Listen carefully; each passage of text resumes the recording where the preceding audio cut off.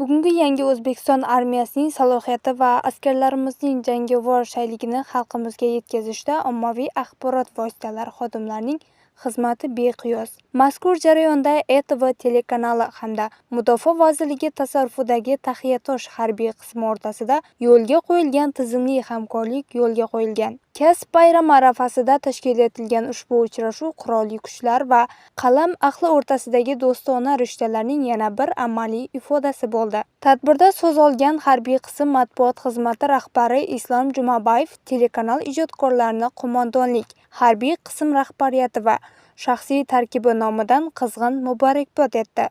U o'z nutqida axborot tezkorligi ta'minlanayotgan bugungi davrda jurnalistlik faoliyatining naqadar sharafli va mas'uliyatli ekaniga to'xtalib o'tdi. Tadbir davomida ETV telekanali jamoasiga ikki tomonlama munosabatlarni rivojlantirish va harbiy sohadagi islohotlarni keng targ'ib qilishga qo'shgan munosib hissasi uchun harbiy qism komandirining minnatdorchilik xati hamda esdalik sovg'alari topshirildi.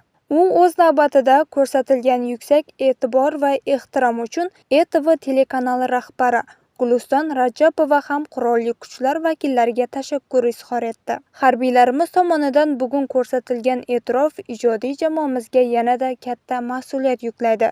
Ommaviy axborot vositalari va milliy armiyamizning maqsadi bir.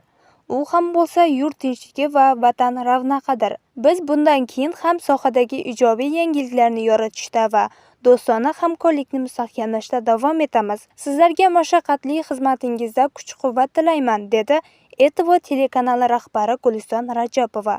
Bu kabi uchrashuvlar jamiyatda armiya va xalq bir tanu bir jon degan ulug' g'oyaning hayotiy ifodasini yana bir bor yaqqol namoyon etmoqda.